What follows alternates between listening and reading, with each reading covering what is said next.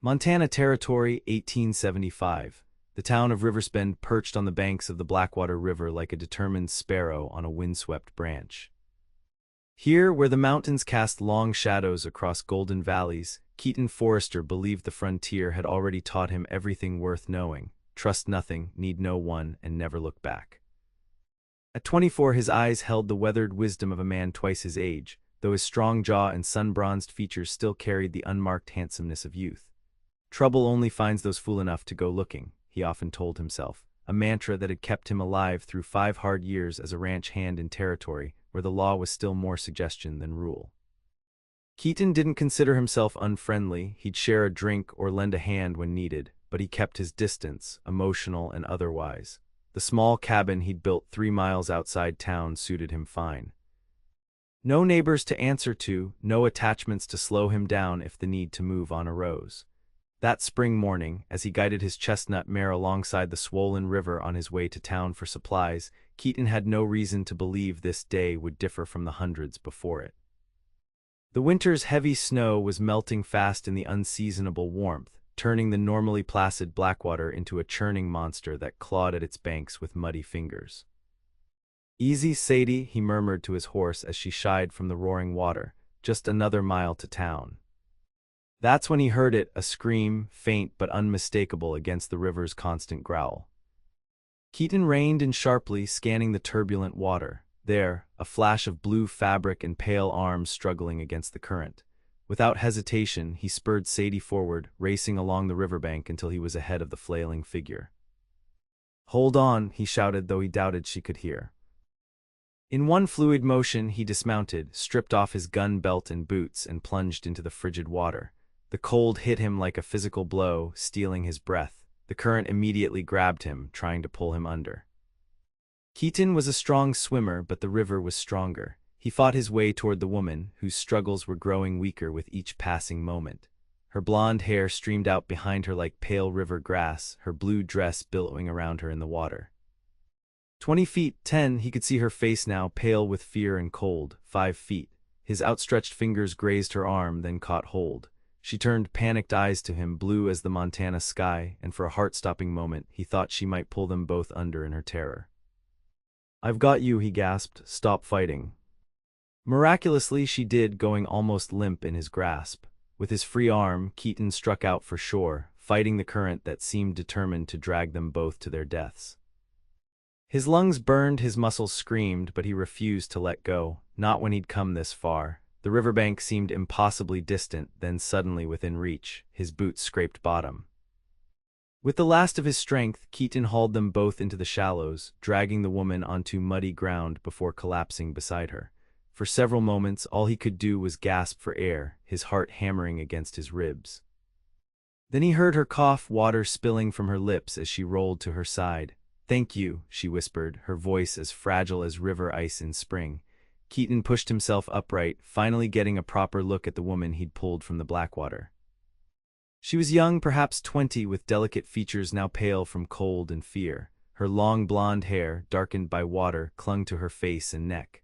The blue calico dress she wore was plastered to her slender frame, torn at one shoulder. "What in God's name were you doing in the river?" he demanded, more roughly than he'd intended. She struggled to sit up, dignity attempting to reassert itself despite her bedraggled state. "The bridge," she managed, teeth chattering. "The old footbridge, it collapsed under me." Keaton frowned. He knew the bridge she meant, a rickety thing that spanned the narrowest part of the river, used mainly by the townspeople as a shortcut. He'd avoided it himself, never trusting its aged planks. "You're lucky to be alive, miss."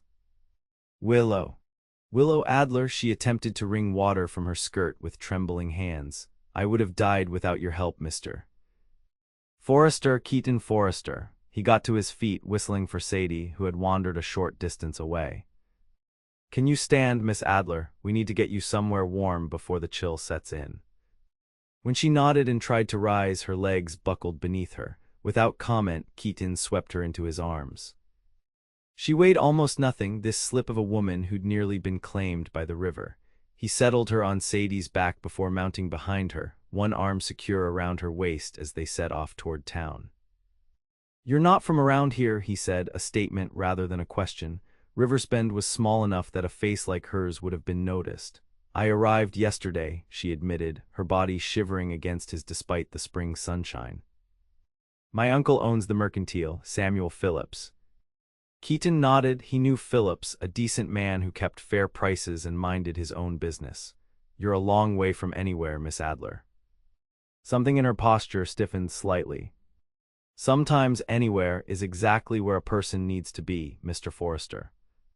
The words held a weight that suggested more than their surface meaning, but Keaton didn't press.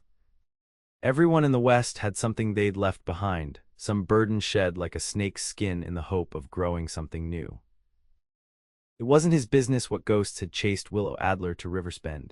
By the time they reached town, word of their approach had somehow preceded them. Perhaps someone had witnessed the rescue, or maybe it was simply that the sight of Keaton Forrester, known for keeping to himself, riding in with a half-drowned woman in his arms was noteworthy enough to send ripples of gossip ahead of them. Samuel Phillips burst from his store as they approached, his normally jovial face lined with worry. Willow, dear God, what happened? He hurried forward as Keaton dismounted and carefully lifted her down. The footbridge gave way, Keaton explained, supporting Willow as her uncle wrapped a protective arm around her shoulders. She was nearly 2 miles downstream when I reached her. Phillips looked at Keaton with naked gratitude. You saved her life. I don't know how to thank you. No need for thanks, Keaton replied stiffly, uncomfortable with the gathering crowd of onlookers. Anyone would have done the same. But they didn't, Willow said softly, her blue eyes meeting his with an intensity that made something in his chest tighten. You did. Later, after ensuring Willow was safely in her uncle's care and declining the offer of dry clothes and hot coffee, Keaton fled back to the solitude of his cabin. The events of the morning had left him unsettled in ways he couldn't articulate. He told himself it was merely the aftermath of exertion, the natural response to a brush with danger. But as he stared into the flames of his hearth that night, it wasn't the roar of the river he remembered, but the weight of a woman in his arms and eyes the color of summer skies looking at him as if he were somehow more than the solitary figure he'd worked so hard to become. Trouble, he muttered to the empty room, nothing but trouble. 3 days passed before Keaton ventured back into town. 3 days of telling himself that the incident by the river was finished business, that his responsibility had ended the moment he delivered Willow Adler to her uncle's doorstep. 3 days of failing to believe his own reasoning. The bell above the mercantile door jingled as he entered, announcing his presence to the woman behind the counter. Willow looked up from the ledger she was studying, recognition and something warmer lighting her features. Mr. Forrester, she greeted him, closing the book. I was beginning to think you'd left the territory. Just busy with spring tasks, he lied, removing his hat. Close up, without the distraction of imminent danger, he could see that her eyes weren't simply blue but flecked with gray, like the sky before a summer storm. Her hair, dry now and neatly pinned, was the color of ripe wheat fields, catching the light from the store windows. Of course. She smoothed her hands over her green dress, a practical garment, but one that complemented her fair coloring. What can I help you with today? Keaton named several items he needed, watching as she moved efficiently around the store, gathering them. There was a gracefulness to her movements that belied her near-drowning days earlier. Only a lingering pallor and a small bandage on her forearm hinted at her ordeal. How are you feeling? He asked as she tallied his purchases. Much improved, thank you. A smile touched her lips. Though I find I'm not particularly eager to go near the river again anytime soon. Smart thinking. She tied his packages with twine, her fingers deft and sure. My uncle tells me you live alone outside of town. That's right. He says you're the most capable horseman in the county. That you've broken mustangs other men wouldn't approach. Keaton shrugged uncomfortably. Your uncle exaggerates. I don't think he does. She pushed his parcels across the counter. That will be $1.68. As he counted out the money, Willow added, there's a social at the church this Sunday, to welcome spring, though it seems to have arrived early this year. Will you be attending? The question caught him off guard. I don't usually go in for such things. Perhaps you should make an exception. Her gaze was steady, challenging even. I owe you a proper thank you, Mr. Forrester. You don't owe me anything, he said firmly, gathering his purchases. Then perhaps I simply wish to see you there. The directness of her statement, delivered without coyness or artifice, momentarily robbed him of response. Good day, Miss Adler, he managed finally, settling his hat back on his head and retreating to the safety of the street, feeling strangely as if he'd just faced down something more dangerous than any wild mustang. Sunday arrived with a clarity of sky that seemed to mock Keaton's inner turmoil. He'd spent the intervening days convincing himself that attending the social would be foolishness of the highest order. He had no business socializing with the townspeople, and even less business encouraging whatever misplaced gratitude Willow Adler harbored. Yet here he was, dressed in his one good shirt, riding toward town as the church bells rang out across the valley. The churchyard was transformed with trestle tables laden with food, paper lanterns strung between trees, and what seemed like the entire population of Riversbend milling about in their Sunday best. Keaton tethered Sadie to a hitching post, fighting the urge to mount up again and return to the sanctuary of his cabin. You came. He turned to find Willow standing behind him, a genuine smile of pleasure illuminating her face. She wore a dress of pale yellow that reminded him of the first wildflowers of spring, her hair arranged in a more elaborate style than he'd seen previously, with small white blossoms woven through the golden strands. It appears I did, he replied, suddenly acutely aware of his rough hands and the worn edges of his best clothes. I'm glad. She tucked her hand into the crook of his arm with a naturalness that suggested she'd been doing it for years rather than seconds. Now you can meet everyone properly, instead of just nodding from horseback as you pass through town. Before he could protest, she was leading him into the crowd, introducing him to people he recognized but had never spoken more than a few words to. To his surprise, he was greeted with genuine warmth, the story of the river rescue having apparently elevated his standing from that solitary Forrester fellow to something approaching heroic status. You've become quite the talk of Riversbend, Willow murmured as they moved away from a group of matrons who had practically forced apple pie upon him. The mysterious cowboy who plunged into the raging Blackwater to save the mercantile owner's niece. Hardly mysterious, he objected. Just private. Around here, that amounts to the same thing. Her smile held a teasing quality that both disarmed and alarmed him. People make up stories when they don't know the truth. And what stories have they made up about you, Miss Adler? The question slipped out before he could reconsider it. Something flickered in her eyes, a shadow quickly concealed. Oh, I'm far too new to have inspired much speculation yet. Give it time. The moment was interrupted by the first strains of music as a small group of locals produced fiddles and a harmonica. Couples began to form for dancing in the cleared area near the church steps. Do you dance, Mr. Forrester? Willow asked, her expression suggesting she already knew the answer. Not in a very long time, he admitted. Not since before the war, in fact, at a Virginia harvest festival that seemed to belong to another life entirely. Then you're overdue. Before he could formulate a refusal, she had drawn him into the circle of dancers. To his own astonishment, Keaton found his body remembering steps he would have sworn he'd forgotten.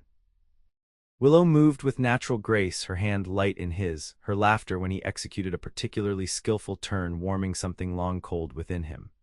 As twilight descended and lanterns were lit, casting golden pools of light across the gathering, Keaton found himself more relaxed than he could remember being in years.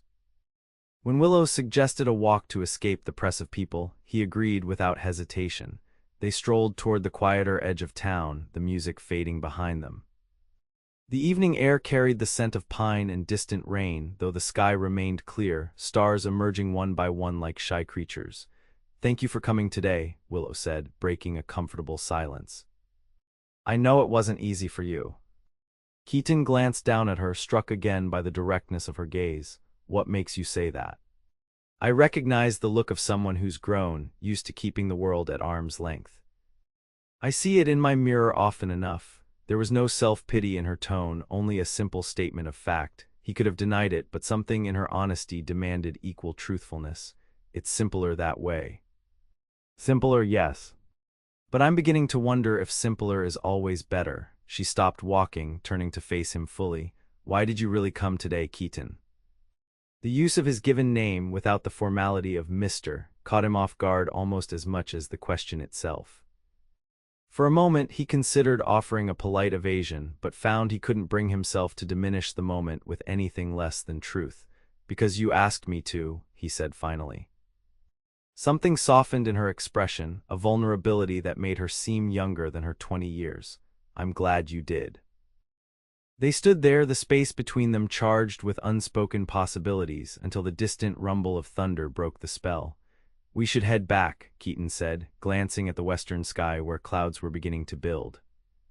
"Looks like a storm coming in." The rain held off until they reached the church again, where the celebration was winding down as people sensed the changing weather. Samuel Phillips approached them, his normally jovial face tight with concern. "There you are, Willow, I was getting worried," he nodded to Keaton Forrester. "Uncle Sam, is something wrong?" Willow asked, clearly reading the tension in her uncle's posture.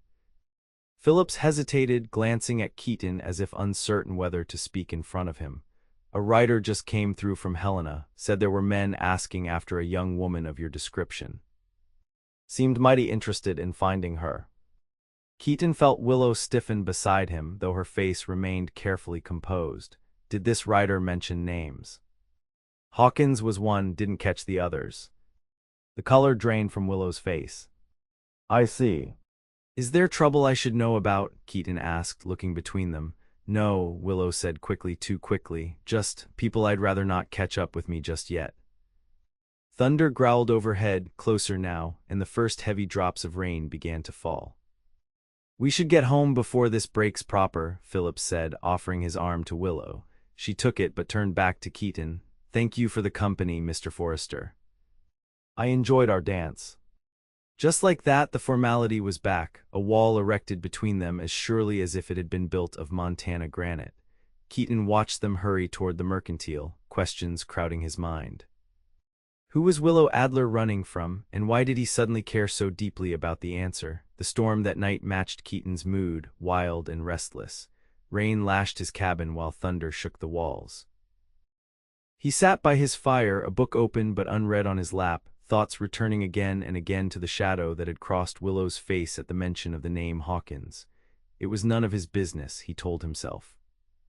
Whatever past she was fleeing, whatever secrets she carried, they were hers alone. He had rescued her from drowning, he wasn't responsible for saving her from anything else. Yet sleep eluded him, and when dawn finally broke, pale and washed clean by the night's storm, Keaton found himself riding toward town once more. The mercantile was already open, but it was Phillips behind the counter, not his niece. The older man looked up as Keaton entered, surprise and something like relief crossing his features. "Forrester, didn't expect to see you back so soon." Keaton removed his hat, uncertain how to phrase his concern without seeming to pry. "Just wanted to make sure Miss Adler suffered no ill effects from our walk in the rain." Phillips's expression grew guarded. "She's resting this morning. The excitement of yesterday took more out of her than she realized." The explanation sounded rehearsed, and Keaton's instincts, honed by years of reading men's intentions through subtle tells, told him Phillips was lying, or at least not telling the whole truth. "I see." He made a show of examining some work gloves on a nearby shelf. "Those men the writer mentioned, they friends of hers." Phillips abandoned any pretense of casualness. "What's your interest in my niece, Forrester?" "Beyond pulling her from the river, which I'm grateful for, but doesn't entitle you to her history." The rebuke was mild but clear. Keaton nodded, accepting it. No interest beyond concern for a lady who seemed troubled by news of these visitors. For a long moment, Phillips studied him, as if weighing something in his mind. Finally he sighed, some of the tension leaving his shoulders. "Willow left some difficult circumstances back east. She came here for a fresh start, not to have her past chasing her across the country. These men mean her harm." Phillips's hesitation told Keaton everything he needed to know. Not physical harm, perhaps. But they'd take her back to a situation she fled for good reason. Keaton replaced the gloves on the shelf, his decision already made, though he hardly understood it himself. "If there's anything I can do to help, Phillips, you need only ask." The older man's eyebrows rose in surprise. That's generous, coming from a man known for keeping to himself. Keaton settled his hat back on his head. "Sometimes circumstances change a man's habits."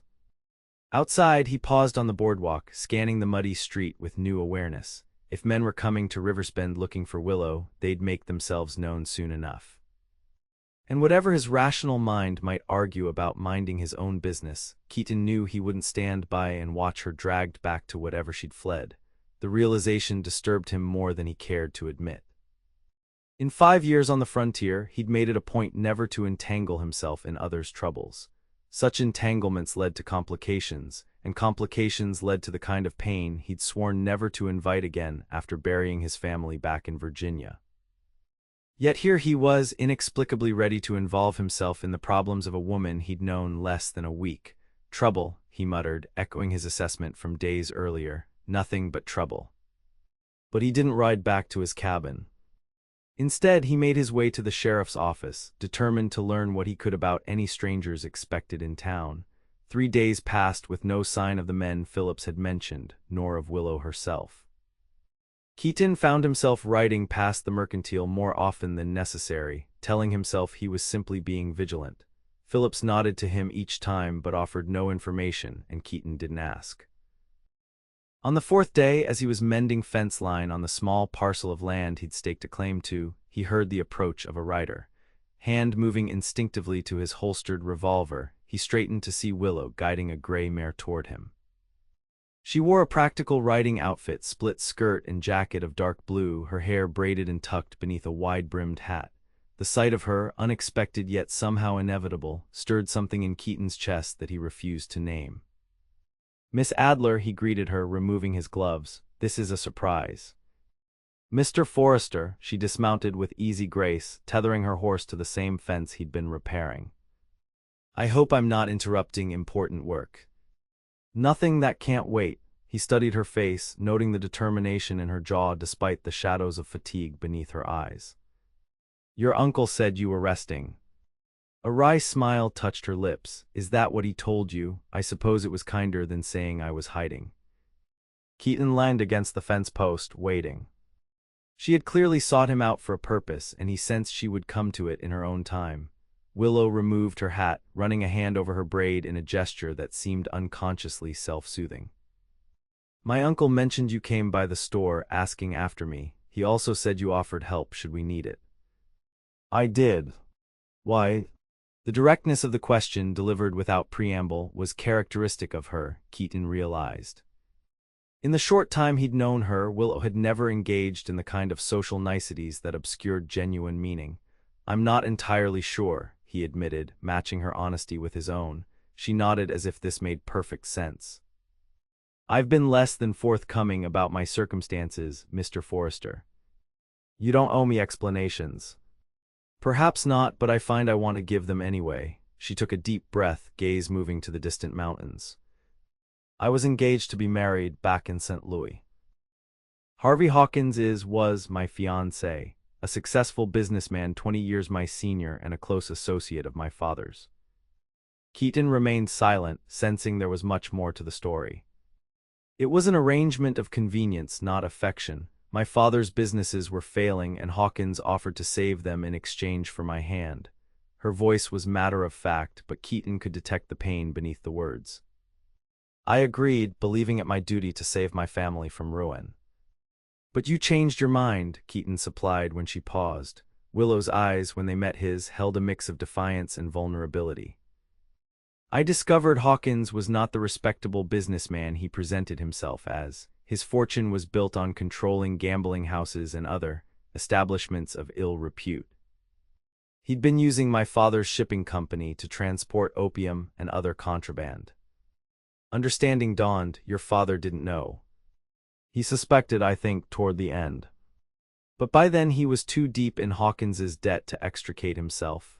She twisted the reins in her hands. "When I confronted Harvey with what I'd learned, he wasn't concerned. Said it was none of my affair how he conducted business, and that once we were married, I would learn to look the other way like a proper wife." Anger stirred in Keaton's chest at the thought of this unknown man treating Willow as a commodity to be acquired. "So you ran." "So I ran," she confirmed. "The night before the wedding, I took what money I had saved and traveled as far and as fast as I could. My Uncle Samuel is my mother's brother, my only relative not under Hawkins's influence. I prayed I could reach him before Harvey realized where I'd gone. And now Hawkins has sent men to find you. Willow nodded, her expression grim. They'll be here within days, according to what my uncle learned. 3 men, former soldiers now working as Pinkerton agents. Harvey has likely told them I'm a confused young woman who fled in a moment of wetting nerves. Keaton considered this information, turning it over in his mind. What do you plan to do? I had thought to run again. Keep moving west until I reach the coast, perhaps. She looked around at his small homestead, the cabin he'd built with his own hands, the corral where several half-broken mustangs grazed, the garden plot newly turned for spring planting. But I'm tired of running, Mr. Forrester, and I find I've grown unexpectedly fond of Riverspend in the short time I've been here. There was something in the way she said it, her gaze meeting his directly, that suggested she wasn't referring only to the town. What can I do to help? He asked simply. Relief softened her features. I don't know yet, but I wanted you to know the truth in case matters become complicated when these men arrive. Complicated how? She hesitated. Harvey isn't a man who accepts losing what he considers his property. The men he's sent will have instructions to bring me back by whatever means necessary. I wouldn't want you or anyone else caught unprepared. The implications were clear. Hawkins's men might not limit themselves to persuasion. Keaton's jaw tightened at the thought of anyone attempting to force Willow to return against her will. No one will take you anywhere you don't wish to go, Miss Adler. Not while I have breath in my body. The vehemence of his declaration surprised them both. Willow's eyes widened slightly, and Keaton himself felt a moment of disorientation at the depth of protectiveness that had risen in him, unbidden but undeniable. Thank you, she said softly, but I wouldn't ask you to put yourself at risk for my sake. You didn't ask, I offered. A smile touched her lips then, genuine and warm despite the gravity of their conversation. So you did, she replaced her hat, adjusting it with care. I should return to town before my uncle worries. Thank you for hearing me out, Mr. Forrester. As she mounted her mare, Keaton impulsively stepped forward. Keaton. She looked down at him, questioning. If we're to be allies in this, you might as well use my given name. The smile that bloomed across her face was like sunrise breaking over the mountains. And you should call me Willow, she gathered her reins. Good day, Keaton. He watched her ride away, the implications of what had just transpired settling around him like snow on mountain tops. In offering his help, he had broken every rule he'd set for himself since coming west, yet he couldn't bring himself to regret it. That evening, as Keaton sat on his cabin porch watching twilight gather in the valley below, he found himself reflecting on the path that had brought him to this moment. The war had taken his father and older brother, consumption his mother and sister.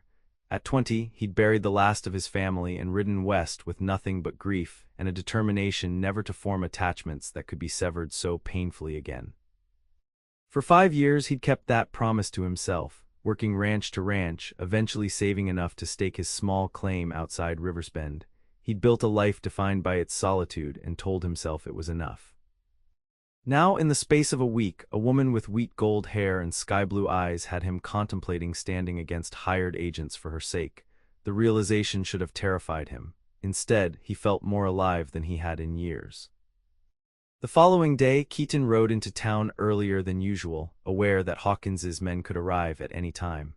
The mercantile was busy with morning customers, but Willow spotted him the moment he entered, a flash of recognition and what might have been relief crossing her features.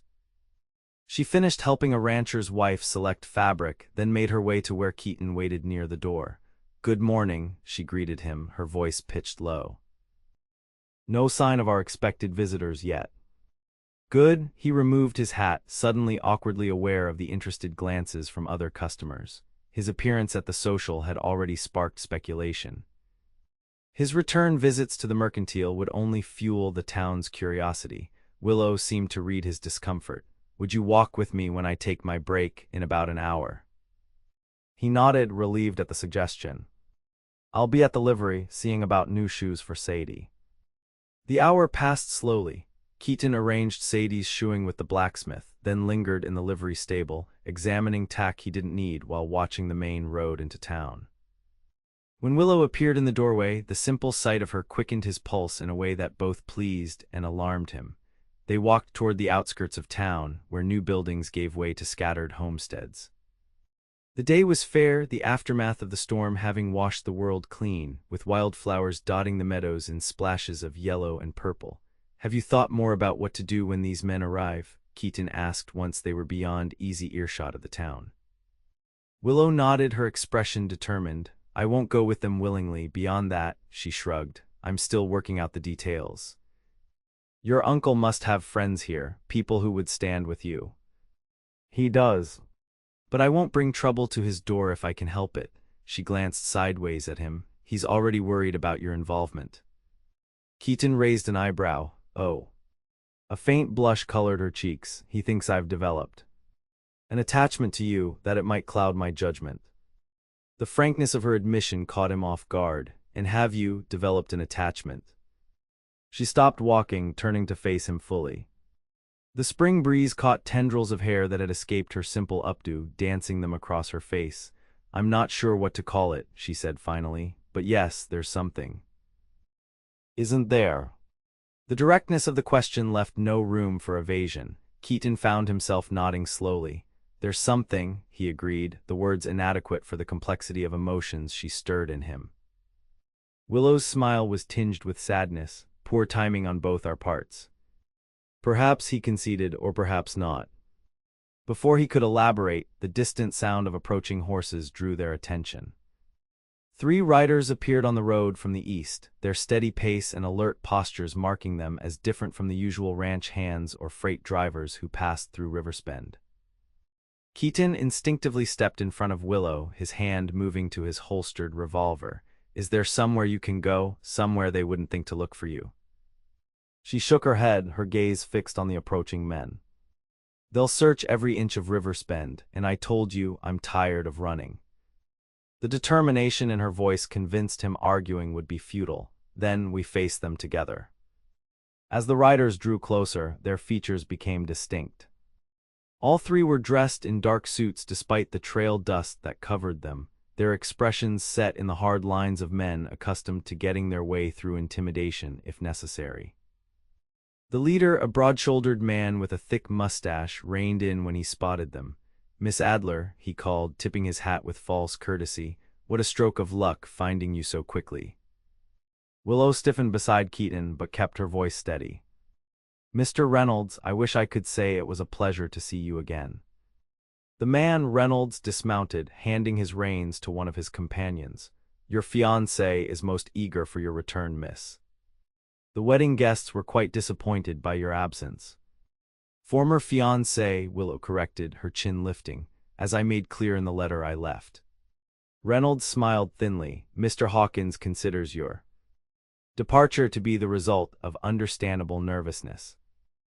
He's prepared to forgive the inconvenience, provided you return with us promptly." "The lady isn't going anywhere she doesn't wish to," Keaton interjected, his voice level but carrying an unmistakable warning. The Pinkerton agent turned his attention to Keaton, sizing him up with practiced eyes. "And you are?" "Keaton Forrester." "Well, Mr. Forrester, this is a private matter between Miss Adler and her fiancé. I suggest you continue on your way and leave us to conclude our business." Keaton didn't move. "I believe Miss Adler has made her position clear. There will be no wedding." Reynolds' affable facade slipped, revealing the harder man beneath. "Miss Adler signed a contract of engagement. Mr. Hawkins has invested considerable sums in her family's businesses on the strength of that agreement. She has obligations that must be met." "I'm not property to be bartered," Willow said, her voice tight with anger. "And I won't be returning to St. Louis today or ever." The other 2 agents had dismounted now, flanking Reynolds in a way that made their intentions clear. They meant to take Willow, by force if necessary. "This doesn't need to become unpleasant," Reynolds said, his hand moving to rest on the butt of his own pistol. "But we will be returning to St. Louis with Miss Adler, Mr. Hawkins was most explicit in his instructions. Keaton's mind raced, calculating odds and options. 3 against 1 weren't favorable odds in a direct confrontation. But they were still within sight of town, and he knew the sheriff would intervene if gunplay erupted. "I suggest you gentlemen reconsider," Keaton said evenly. "This is Montana territory, not Missouri. Miss Adler is under the protection of Riversbend now." Reynolds laughed, a harsh sound without humor. "Protection from a two-bit cowboy in a town so small it barely merits a spot on the map." He shook his head. "Step aside, Forrester. This doesn't concern you. It concerns me greatly." Keaton shifted his weight slightly, ready to draw if needed, "and I'm not alone in my concern for Miss Adler's welfare." As if on cue, the sound of approaching horses drew everyone's attention. Sheriff Daniels and 3 deputized townsmen rode toward them, rifles ready but not aimed. "Everything all right here?" the sheriff called as they approached. Relief washed through Keaton, though he kept his expression neutral. Beside him, he felt some of the tension leave Willow's body. "Just a disagreement about the lady's travel plans," Keaton replied, loud enough to carry. Reynolds's face darkened as he assessed the new arrivals. The odds had shifted decidedly against him. "Sheriff," he acknowledged stiffly, "these men are interfering with legitimate business." Sheriff Daniels dismounted, his weathered face impassive. "And what business would that be?" "We're here to escort Miss Adler back to her fiancé in St. Louis. We're employed by the Pinkerton Detective Agency on behalf of Mr. Harvey Hawkins." The sheriff looked to Willow. "That true, miss? You wanting to go back to St. Louis?" "No, Sheriff," she replied firmly. "I came to Riversbend to stay with my uncle, Samuel Phillips. These men have been sent to force me to return to a man I have no intention of marrying." Daniels nodded slowly, turning back to Reynolds. "Seems clear enough to me. The lady doesn't want to go with you."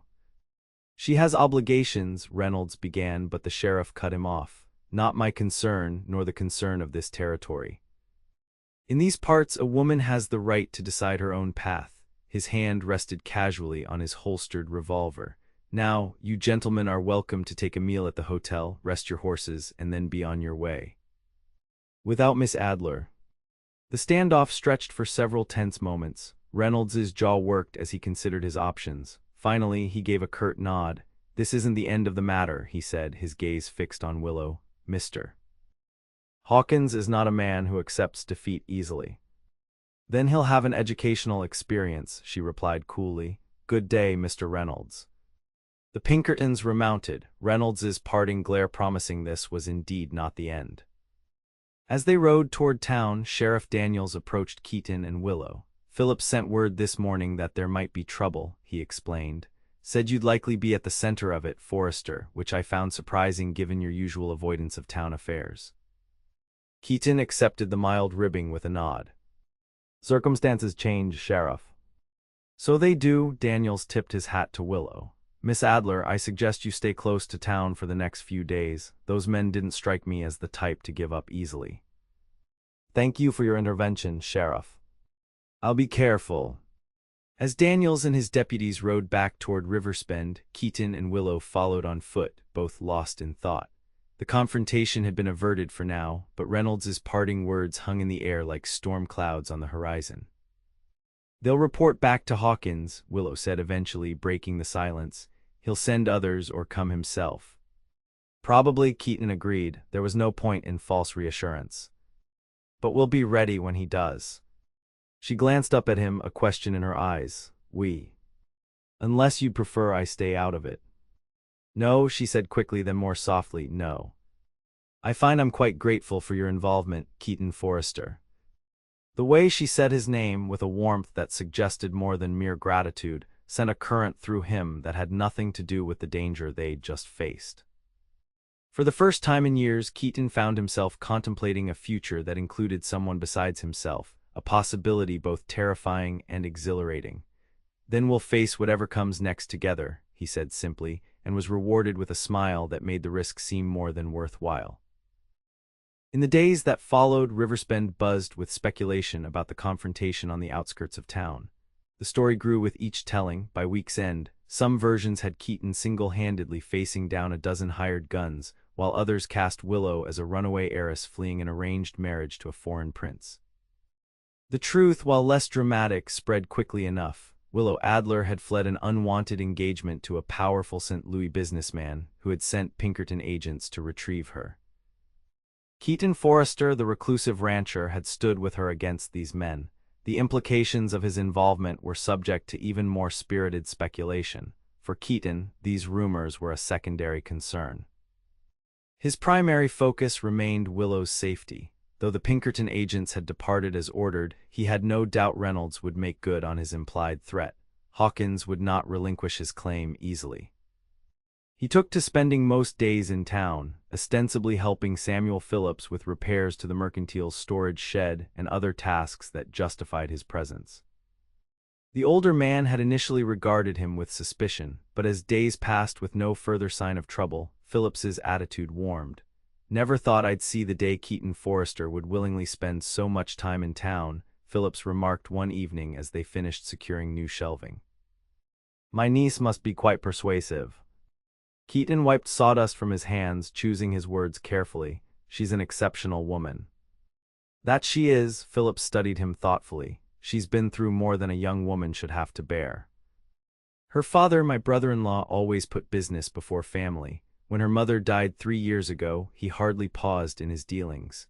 The engagement to Hawkins was the final proof that he valued his financial interests above his daughter's happiness." "She told me some of it," Keaton acknowledged.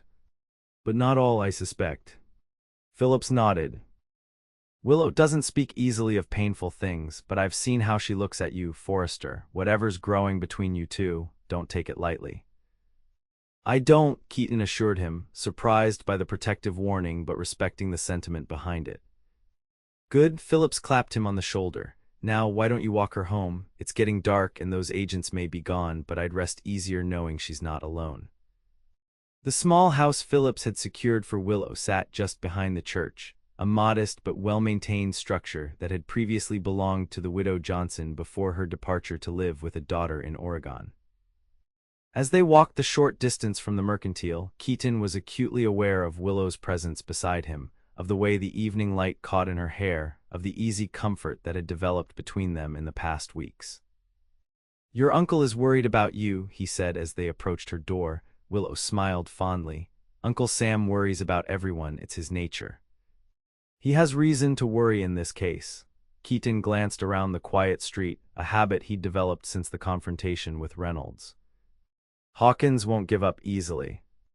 "No, he won't." She unlocked her door but paused before entering. Would you like to come in? I could make coffee."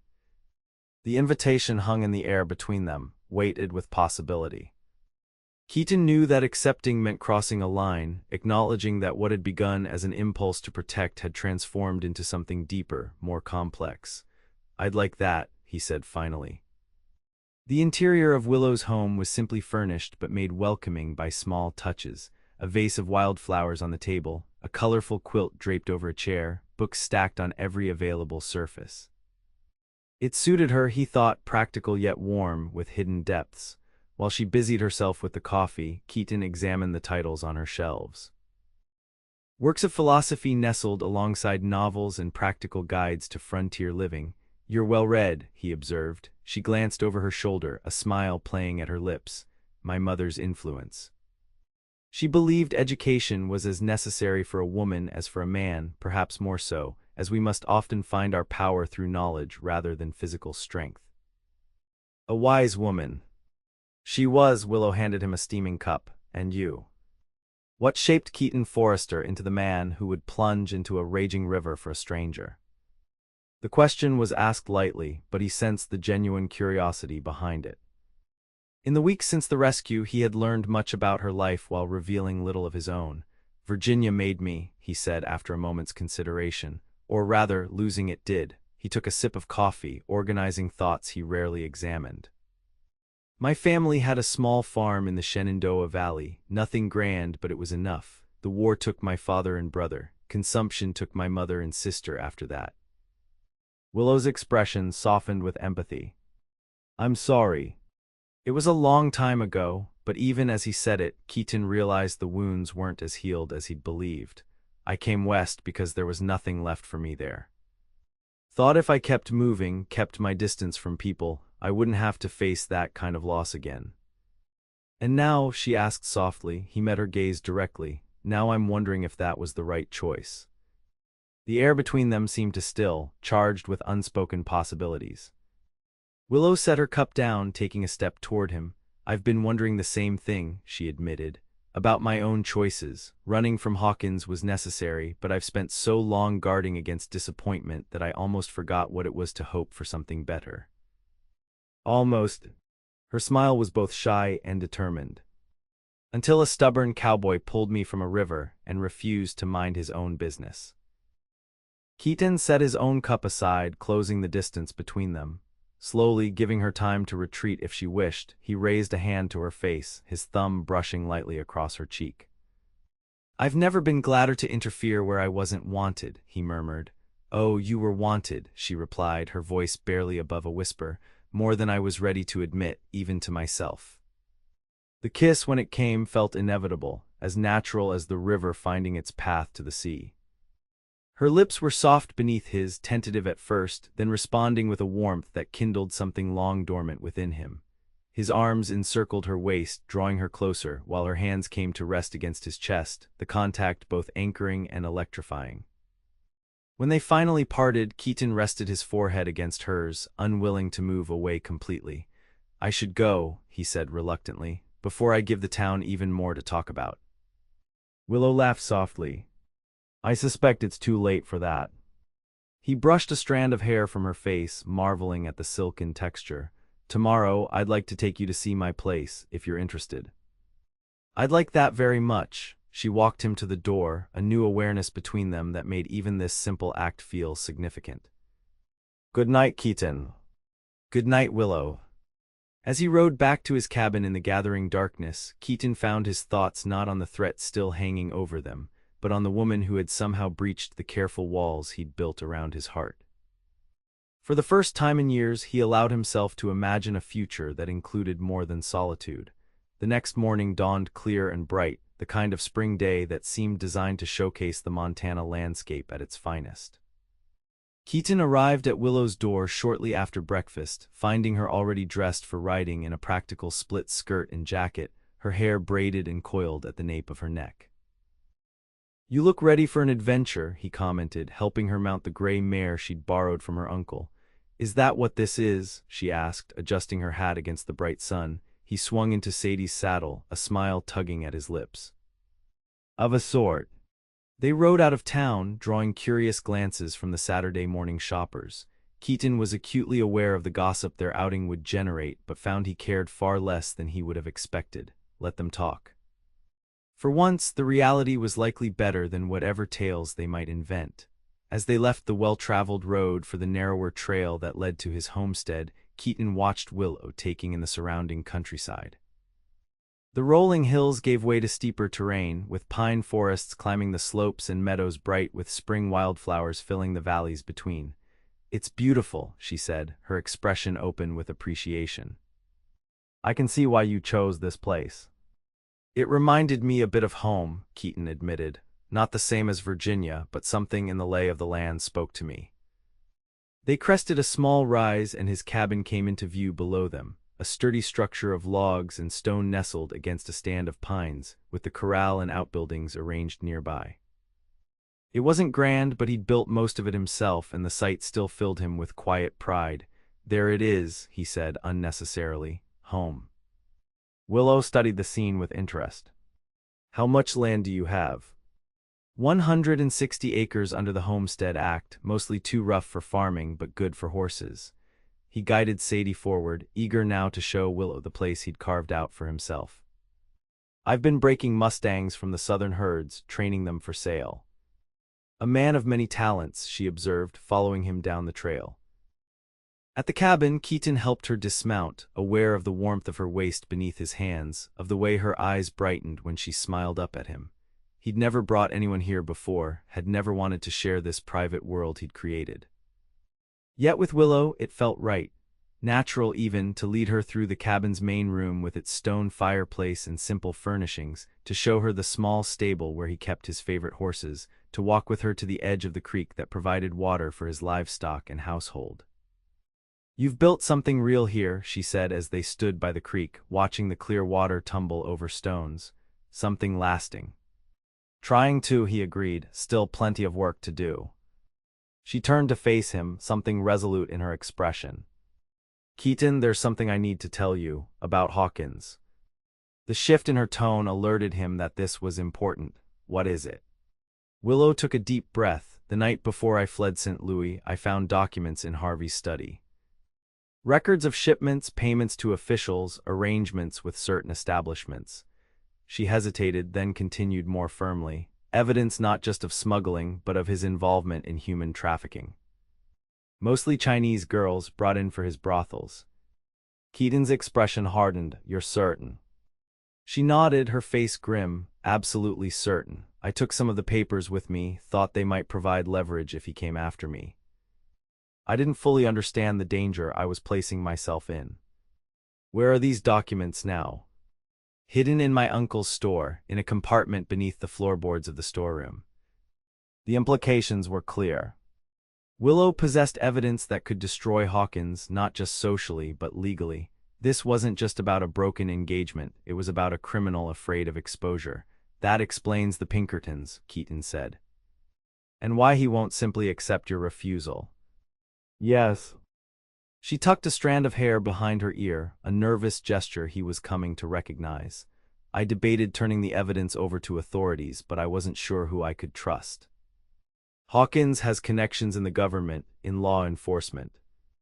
Keaton considered this new information, the danger it represented, and the options it might provide. "The territorial marshal is beyond Hawkins's influence, I'd wager. If we could get the documents to him." "Perhaps," she smiled sadly, "though I'm not sure it would end there. Men like Harvey rarely face the consequences they deserve." He touched her cheek gently. "We'll find a way, Willow. I promise you that." They spent the remainder of the morning exploring Keaton's land, the conversation turning to lighter topics, his plans for expanding the horse breeding operation, her interest in perhaps opening a school in Riversbend, the simple pleasures of building a life in this wild country. By unspoken agreement, they set aside the shadow of Hawkins for these few hours, allowing themselves to simply enjoy each other's company. As they shared a simple lunch on the cabin's porch, Willow grew quiet, her gaze distant. "What are you thinking?" Keaton asked, watching her profile against the backdrop of mountains. She turned to him with a smile that didn't quite reach her eyes. "That I've brought complications into your carefully ordered life." "I invited those complications," he reminded her. "And I don't regret it. Even knowing what you do now, the risk Hawkins represents." Keaton took her hand, his calloused fingers entwining with her more delicate ones, "especially knowing that you shouldn't have to face this alone." Something in her expression softened, vulnerability replacing the guarded look she often wore. "I've been alone for so long, I almost forgot what it was like to have someone to lean on." "Well, now you have me," he said simply. "For as long as you want." The kiss she pressed to his lips was brief but held a promise that made his heart race. "Be careful what you offer, Cowboy, I might hold you to it." They rode back to town as the afternoon waned, reluctant to end their time together, but aware of the prudence of returning before dark. The streets of Riversbend were quieter now, the Saturday bustle having subsided as people returned to their homes for evening meals. As they approached the mercantile, however, Keaton sensed something was wrong. The store's door stood partially open, despite the hour when Phillips usually closed for the day. Instinctively he reined in, signaling for Willow to do the same. "Wait here," he murmured, dismounting and drawing his revolver. She ignored the instructions, sliding from her saddle to follow him. "It's my uncle's store," she whispered. "I'm coming with you." There was no time to argue. Keaton approached cautiously, listening for sounds from within. Nothing. The silence was more alarming than any commotion would have been. He pushed the door fully open, weapon ready. The interior was dim, lit only by what daylight filtered through the windows. Nothing appeared disturbed at first glance, merchandise still neatly arranged on shelves, counter clear except for the ledger Phillips always kept there. "Uncle Sam," Willow called, moving past Keaton into the store. A groan from the back room answered her. They hurried toward the sound, finding Phillips sprawled on the floor of the storeroom, a nasty gash on his forehead and blood staining his shirt. Uncle Willow knelt beside him, checking his injuries with gentle hands. What happened? Who did this? Philip struggled to sit up, wincing with pain. 3 men didn't recognize them. Not the Pinkertons from before. He looked at Willow, his expression grim. They were looking for your documents, girl. Tore up the place trying to find them. Keaton scanned the storeroom, noting the disturbed floorboards and scattered merchandise. Did they find what they were looking for? No, Phillips grimaced as Willow helped him to a chair. The hiding place held, but they weren't happy about leaving empty-handed. We need to get the sheriff, Keaton said, his mind already racing ahead to what this development meant. And move those documents somewhere safer. No need for the sheriff, a new voice interjected from the doorway. We've already had a most illuminating conversation with him. Keaton whirled to find Harvey Hawkins himself standing in the storeroom entrance, flanked by 2 burly men whose hands rested openly on holstered weapons. The businessman was impeccably dressed in a tailored suit that seemed absurdly out of place in the frontier town, his silver-streaked dark hair and neatly trimmed beard giving him the appearance of distinguished authority. Only the coldness in his eyes betrayed the predator beneath the veneer of civilization. Harvey, Willow breathed, her face draining of color as she rose to her feet. My dear Willow, Hawkins's smile never reached his eyes. How relieved I am to find you safe after your impetuous flight. You've led me on quite the chase. Keaton shifted, placing himself between Willow and the newcomers, his revolver still in hand though not raised. You're not welcome here, Hawkins. The businessman regarded him with the detached interest one might show an unusual insect. You must be the local hero I've heard so much about. The cowboy who fancies himself my fiancé's protector. Former fiancé, Willow corrected, her voice steadier than Keaton would have expected given the circumstances, as I made abundantly clear in my letter. Hawkins waved a dismissive hand. A misunderstanding, nothing more, one that will be rectified when you return with me to St. Louis. His gaze hardened, along with any personal items you may have mistakenly taken from my study. The threat was unmistakable. Keaton tightened his grip on his weapon, calculating odds and angles. 3 against 1 with Phillips injured and Willow to protect, not favorable. The sheriff knows you're here, he said, buying time. The whole town will be watching. Hawkins's laugh held genuine amusement. Your charming little settlement has exactly 1 law officer who is currently indisposed. A regrettable accident involving his horse. He straightened his already immaculate cuffs. Now, I suggest we conclude our business without further dramatics. Willow will accompany me back to St. Louis, and I will graciously forget the embarrassment her temporary lapse in judgment has caused.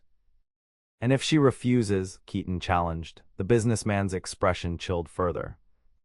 Then I would be forced to demonstrate the consequences of defying me, perhaps beginning with your friend here. He nodded toward Phillips, who glared back defiantly despite his injuries. Or possibly with you, Mr. Forrester. I'm told you have a promising little homestead outside town. It would be a shame if some accident befell it. Fire spreads so quickly in these dry conditions. Willow stepped forward, her face pale but determined. That's enough, Harvey. Your quarrel is with me, not them. Indeed it is, he agreed smoothly. So let us resolve it, shall we? You will return with me, fulfill your obligations as my wife, and your friends here will continue their simple lives undisturbed.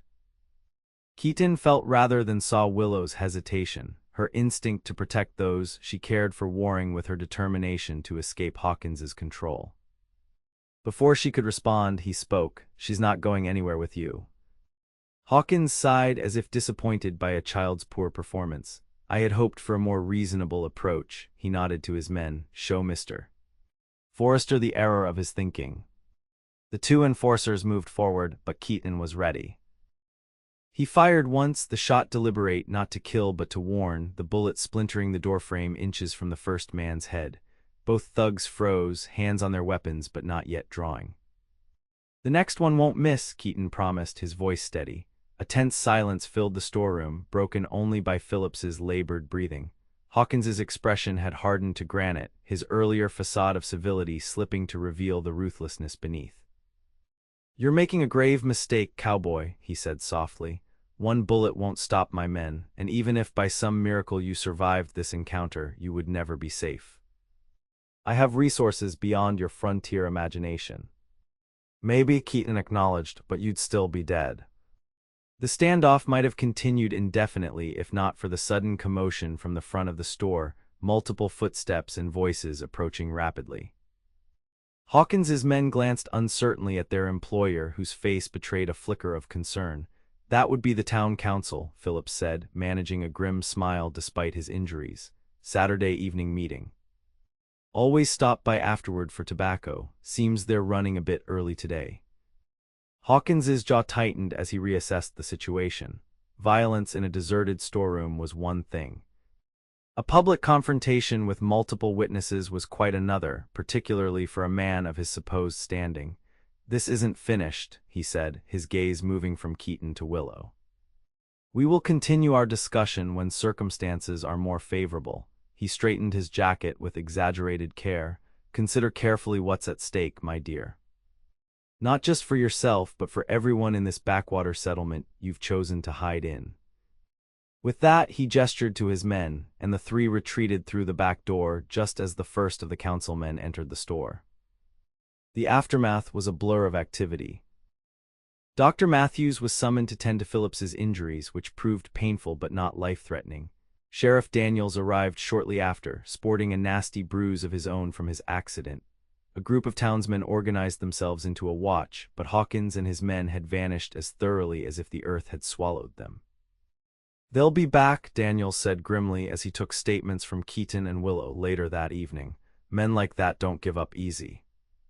No, they don't, Willow agreed, her face drawn with worry. She had insisted on retrieving the hidden documents while the sheriff was present, explaining their significance and Hawkins's likely determination to recover them. Daniels examined the papers with a low whistle. This is federal business, Miss Adler, beyond my jurisdiction, but it explains why Hawkins is so desperate to silence you. He looked up at her soberly. You understand he won't stop at threats. Men who traffic in human lives don't balk at adding one more death to their conscience. I know, she glanced at Keaton, who hadn't left her side since the confrontation, but I won't run again. And I won't let him threaten the people I care about. The sheriff nodded, gathering the documents carefully. I'll send these to the territorial marshal in Helena first thing tomorrow. But until he can get here, you both need to stay alert. He paused, considering. Might be best if you weren't alone, Miss Adler. She won't be, Keaton said firmly. I'll stay in town tonight. The arrangements were quickly made. Phillips would remain at Dr. Matthews's house for observation, while Willow returned to her small home, with Keaton standing guard. The sheriff promised to post deputies nearby, but all of them knew Hawkins's resources likely exceeded the town's ability to provide complete protection. As darkness fell fully over Riversbend, Keaton sat by Willow's front window, watching the quiet street outside. She moved about the small house, lighting lamps and making coffee, her actions purposeful but her expression distant. What are you thinking? He asked, echoing their earlier conversation, but in far different circumstances. She paused, the coffee pot in her hand. That I was a fool to believe I could escape him so easily, that I should have gone further, perhaps to California or even abroad. You weren't a fool, Keaton countered. You were brave. Braver than most would be in your position. Willow set the coffee aside, coming to sit across from him. In the lamplight, her face showed the strain of the day, yet there was a core of strength in her expression that moved him deeply. I'm afraid, Keaton, she admitted softly. Not just for myself, but for you, for Uncle Sam, for everyone who's shown me kindness here. Fear is natural, he said. But it doesn't have to control your decisions. She studied him, her eyes searching his face. How can you be so calm? Hawkins isn't making idle threats. He's dangerous, more dangerous than you know. Keaton leaned forward, taking her hands in his. I'm calm because I've already made my decision, Willow. I'm with you in this, whatever comes, and I believe we can find a way through it. Why? The question was barely audible. Why risk yourself for me? The answer came to him with surprising clarity, a truth he'd been moving toward since the moment he'd pulled her from the river. Because I love you. The words hung in the air between them, simple yet profound. Willow's eyes widened, a mix of wonder and vulnerability crossing her features. "You hardly know me," she whispered. "I know enough." He tightened his hold on her hands. "I know you're brave and determined. I know you left wealth and security to do what was right. I know that when you smile, the world seems brighter than it did before." He paused, letting her see the truth in his eyes. "I know that before you, I was existing, not living. And I know I don't want to go back to that half-life, even if loving you comes with risk." Tears filled her eyes, but she was smiling, a tremulous, beautiful smile that transformed her face. "I think I've been falling in love with you since you pulled me from the river," she confessed. "I just didn't dare hope you might feel the same." Keaton reached up to brush away a tear that had escaped to trail down her cheek. "Then we're both fools," he murmured, "wasting precious time when we could have been acknowledging what was growing between us." "Perhaps not wasting," she suggested, turning her face to press a kiss into his palm. "Perhaps just giving it time to take root properly." He smiled at the analogy, like planting a garden. "Exactly, and now, despite everything, despite Hawkins and his threats, I find I have hope for what might bloom between us." The tenderness of the moment was at odds with the danger still surrounding them, yet somehow that made it all the more precious. Keaton drew her gently to him, his lips finding hers in a kiss that held both promise and reassurance. Whatever came next, they would face it together. The night passed without incident, though neither of them slept much. Keaton alternated between watching the street and planning their next moves. By dawn, he had reached a decision. "We need to move the confrontation to ground of our choosing," he told Willow over breakfast. "Hawkins has the advantage in town, too many people who could be caught in the crossfire, too many places for his men to hide." She considered this, her practical nature asserting itself despite the strain of their situation. "Where would we be stronger?" "My place," he said decisively. "I know every inch of that land, and if it comes to violence, there's no one else nearby to be hurt." Willow nodded slowly. "But won't Hawkins expect that? He specifically threatened your homestead." "That's what I'm counting on." Keaton outlined his plans, simple in concept but requiring precise timing to execute. By the time he finished, a determined light had replaced the fear in Willow's eyes. "It could work," she agreed, "but it's dangerous, Keaton. If anything goes wrong, then we'll adapt," he said with more confidence than he felt. "The important thing is to end this on our terms, not his." They spent the morning making preparations. Sheriff Daniels was briefed on their plan, though with limitations on his resources, his role would be more aftermath than active participation. Phillips, despite his injuries, insisted on being involved, providing crucial supplies from his store and sending messages to trusted friends who might lend support if needed.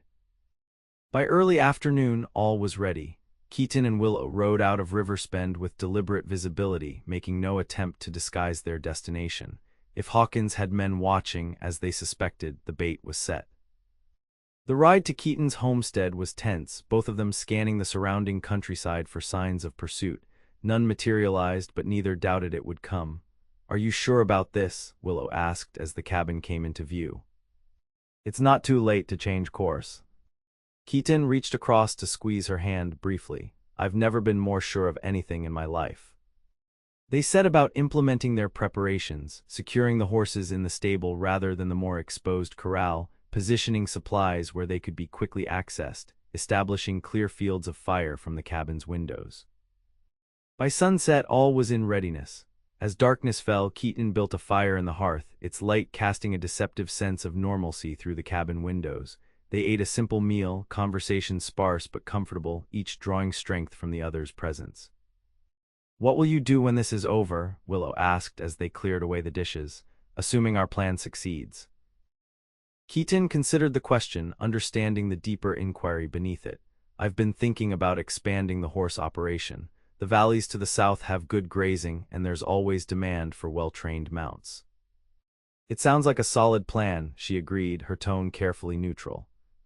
He set down the plate he'd been drying, turning to face her directly. "But it would be a better one with a partner, someone to share the work and the rewards."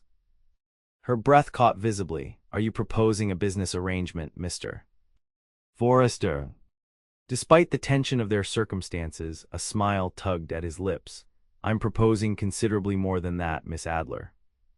Before she could respond, a sound from outside froze them both, the distant approach of horses, moving with deliberate stealth.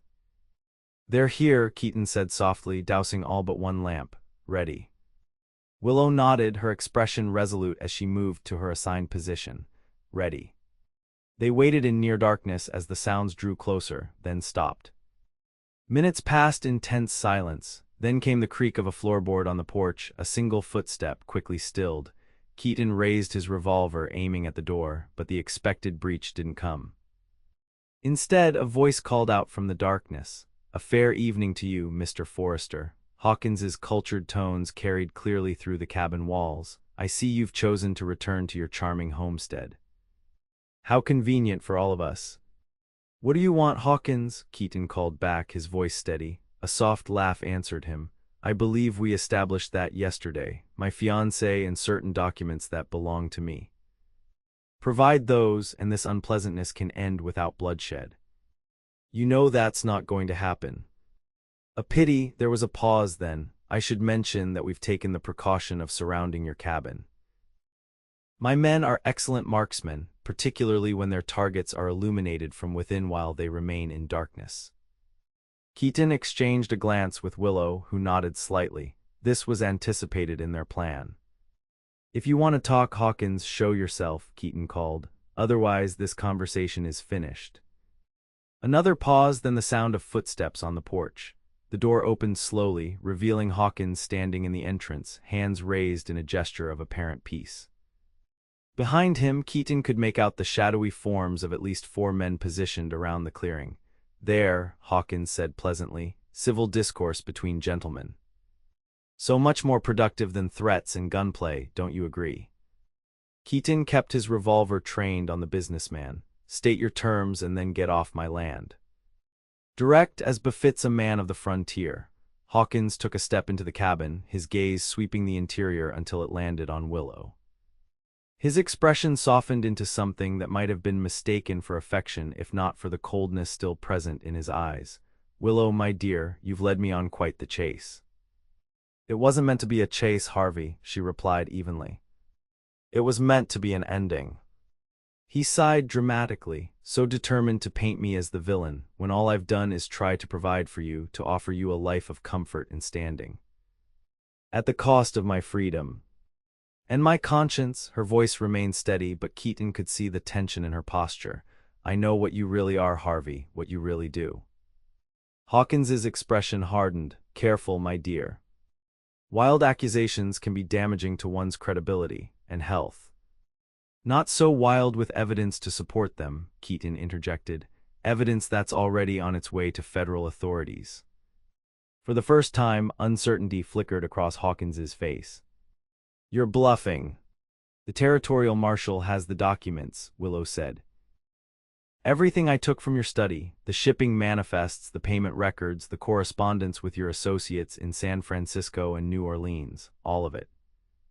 Hawkins stilled, his calculating mind visibly reassessing the situation.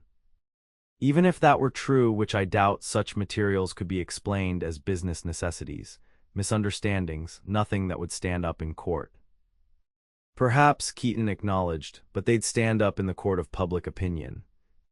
Your standing in St. Louis society, your banking connections, your political aspirations, all would be destroyed by even the suggestion of such activities." The businessman's jaw tightened, his facade of civility slipping further. "You overestimate the frontier's influence on civilization, Cowboy, and you underestimate my reach." He gestured sharply, and the sound of hammers being cocked echoed from outside. "Now, let's dispense with these games. Willow will return with me along with any copies of the documents you claim to have sent away. In exchange, I will allow you to live, Forrester, a generous offer given the circumstances." Keaton smiled thinly. "You still don't understand the situation, Hawkins. You're not in St. Louis anymore. Out here, your money and connections mean nothing." "Is that so?" Hawkins sneered. "Then perhaps a demonstration is in order." He raised his voice. "Jennings, show Mr. Forrester how serious we are." A shot rang out from the darkness, the bullet splintering the window frame near Keaton's head. He didn't flinch, his aim remaining steady on Hawkins. "That was your one warning," Keaton said quietly. The next man who fires will be signing your death warrant, Hawkins."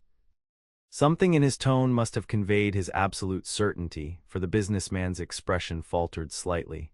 "You're outgunned and surrounded, Cowboy. Your threats are as empty as this wilderness you call home." "Am I outgunned?" Keaton raised his voice. "Now would be a good time, gentlemen." From the darkness beyond the cabin came new voices, multiple challenges, and the unmistakable sound of rifles being leveled. Confusion erupted among Hawkins's men as they found themselves suddenly targeted from unexpected quarters. "What is this?" Hawkins demanded, his composure finally cracking. "This is Riverspend taking care of its own," Keaton replied calmly. "While you were watching us, a dozen of the town's best shots were moving into position around my property. Your men are now the ones surrounded." It was a bluff, but only partially. 6 men, not a dozen, had indeed taken up positions as planned friends of Phillips, ranchers who owed Keaton favors, and a couple of deputies Sheriff Daniels could spare.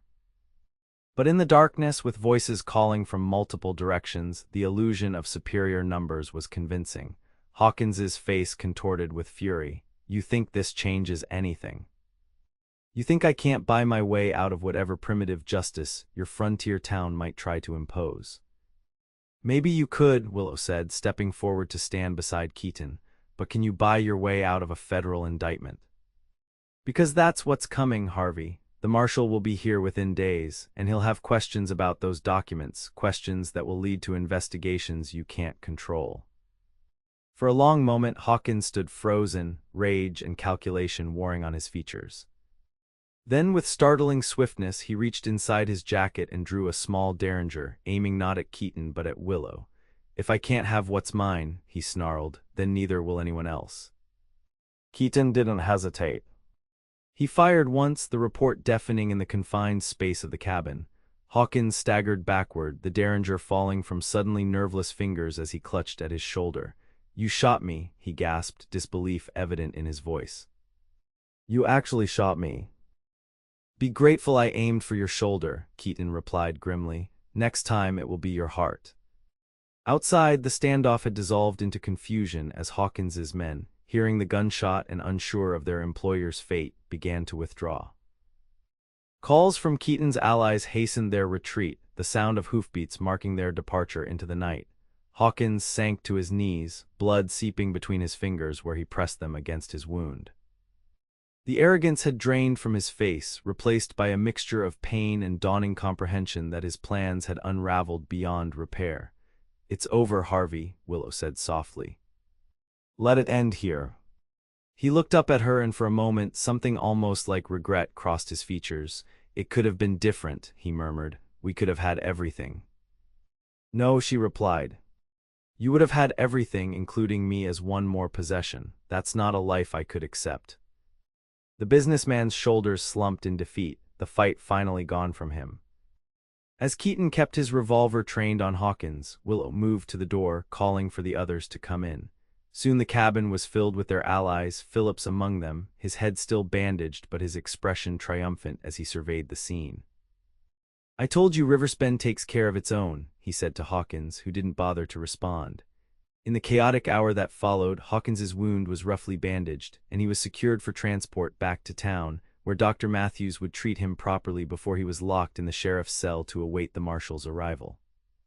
His men had scattered, but riders were dispatched to alert neighboring settlements to watch for them. Throughout it all, Keaton remained close to Willow, the reality of what they'd accomplished and what they'd risked gradually settling over them both.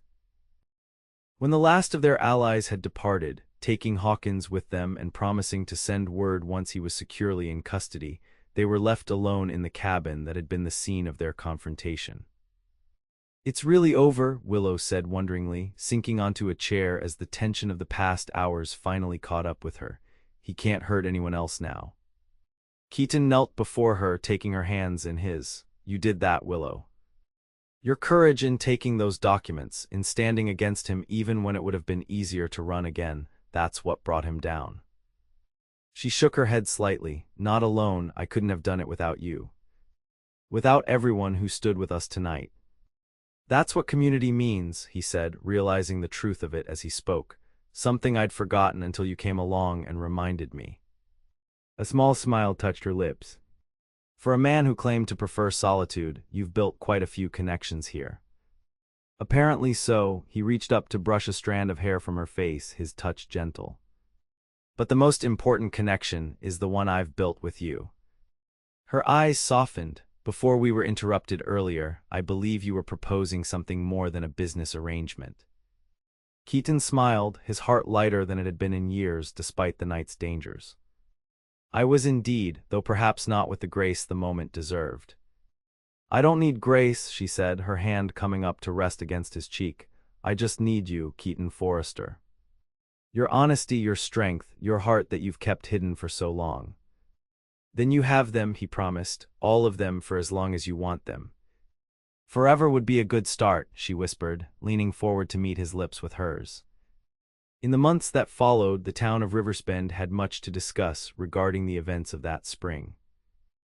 Harvey Hawkins was transferred to federal custody, his empire crumbling as investigations uncovered the full extent of his criminal activities.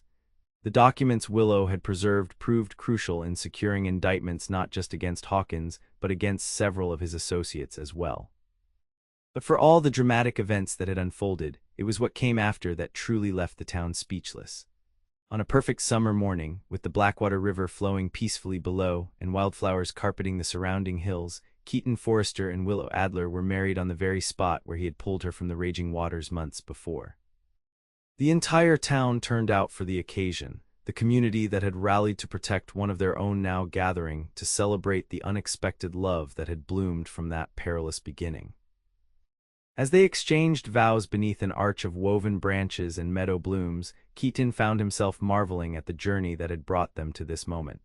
From the solitary existence he'd built to shield himself from loss, to a future filled with promise and partnership. From a man who believed the frontier was no place for vulnerability, to one who had found strength in opening his heart. Willow, radiant in a gown of pale blue that matched her eyes, seemed to read his thoughts as she often did. From the river to forever, she whispered as they were pronounced husband and wife, her smile holding all the promise of the years to come.